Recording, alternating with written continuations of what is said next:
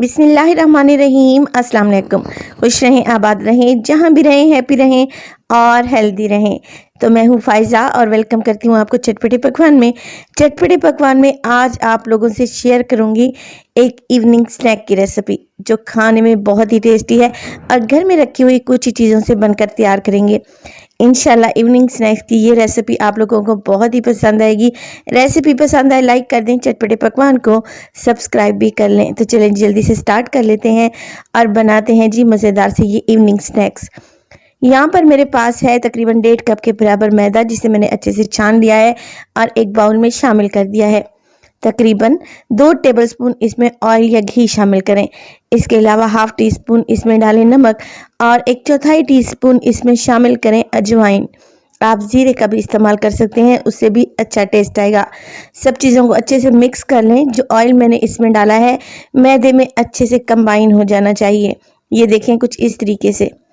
अब इसमें थोड़ा थोड़ा पानी शामिल करेंगे और एक नरम सी डो बना लेंगे। बहुत ज़्यादा डो को नरम भी नहीं रखेंगे, बस आपने डो की कंसिस्टेंसी को मीडियम ही रखना है। जैसे घर में आटा गूंथते हैं बिल्कुल उसी कंसिस्टेंसी में आप डो को रखें और 2 से 3 मिनट के लिए अच्छे से गूंथ लें।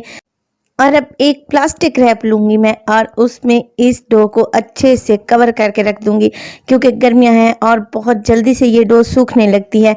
तो आपने ये तरीका करना है कि किसी भी पॉलीथीन बैग में या प्लास्टिक रैप में डो को अच्छे से कवर करें और काउंटर पर छोड़ दें तकरीबन 15 मिनट के लिए, जब तक हम मज़ेदार सी फिलिंग तैयार कर लेंगे। फिलिंग बनाने के लिए मैंने 3 मीडियम साइज़ के आलू या फिर 200 ग्राम आलू ले लिए हैं। अच्छे से इन्हें उबालने के बाद छीलने के बाद ठंडा कर लिया है। अब मैं हाथों की मदद से इन्हें मोटा मोटा सा क्रश कर रही हूँ क्योंकि यहाँ पर मुझे बिल्कुल आलू का पेस्ट नहीं चाहिए। हल्के हल्के से छोटे छोटे से चंक्स आलू के बाकी रहने चाहिए। आलू अच्छे से मैश कर लिए हैं मैंने और अब इसमें डालूंगी मैं 1 हरी मिर्च को बारीक काट के शामिल कर देंगे। आधी गड्डी इसमें डालूंगी मैं हरा धनिया।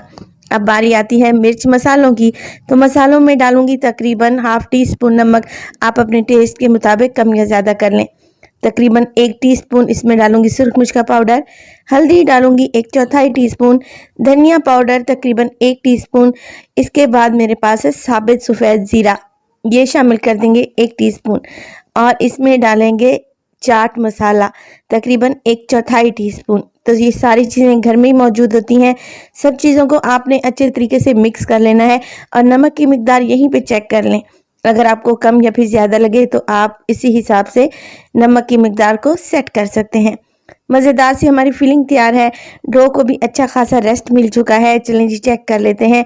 डो को रखे हुए 15 मिनट गुजर चुके हैं और मैंने इसमें प्लास्टिक रैप में कवर करके इसलिए रखा था। देखें कितनी अच्छी सी डो सेट हो चुकी है। बस अब डो की कटिंग करेंगे और 1.5 कप मैदे में हमने तकरीबन इस डो के 8 पीसेस बना लेने हैं। तो डो की कटिंग करने के बाद हम इसके छोटे छोटे से पेड़े तैयार कर लेंगे। ये देखें कुछ इस तरीके से सारे डो के आप पेड़े बना लें और एक साइड पे रख दें। अब इन पेड़ों में से एक पेड़ा उठाकर रख देंगे जिसका हमने रोल तैयार करना है और बाकी के पेड़ों को मैं क्या करूँगी दोबारा से ढाँप कर रख दूँगी, मगर ढाँपने से पहले मैं हल्का सा इन पर ऑयल ज़रूर लगाऊँगी ताकि ये ऊपर से खुश्क ना हो।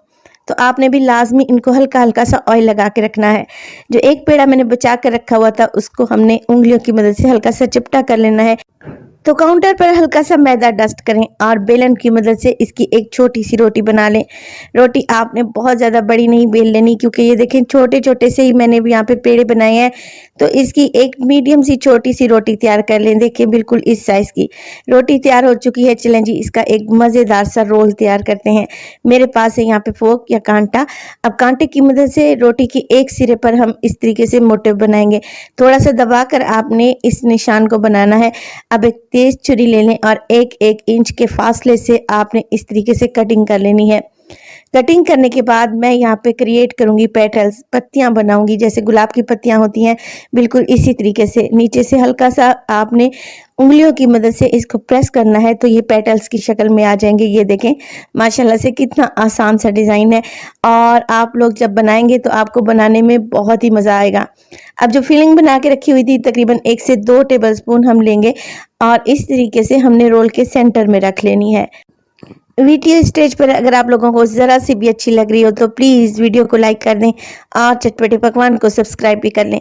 अब जैसे हम चिकन के रोल वगैरह बनाते हैं, एक साइड से इस तरीके से फोल्ड कर लें और दूसरी साइड से भी आपने आधे इंच के बराबर पट्टी को फोल्ड कर देना है।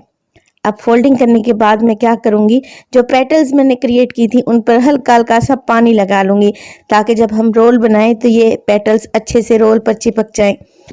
अब बस आपने कुछ भी नहीं करना, रोल की फोल्डिंग कर लेनी है, हल्का हल्का सा हाथों को घुमाते जाएं और इस रोल को फोल्ड करते जाएं। देखें इस तरीके से, माशाल्लाह से देखें पेटल्स कितनी ज़बरदस्त लग रही हैं और ये रोल कितना खूबसूरत लग रहा है, बिल्कुल यूनिक। तो आप इस किस्म की रेसिपीज़ बनाएंगे तो घर वाले ज़रूर पसंद करेंगे। सारे रोल्स मैं इसी तरीके से बना चुकी हूँ। अब बारी आती है इनको फ्राई करने की। फ्राई करने के लिए मैंने ऑयल को पहले ही गर्म करने रख दिया था। आपको परेशान होने की ज़रूरत नहीं है, ऑयल बिल्कुल भी ख़राब नहीं होगा। आप इसका इस्तेमाल दूसरी डिशेस में बहुत ही आसानी से कर सकते हैं।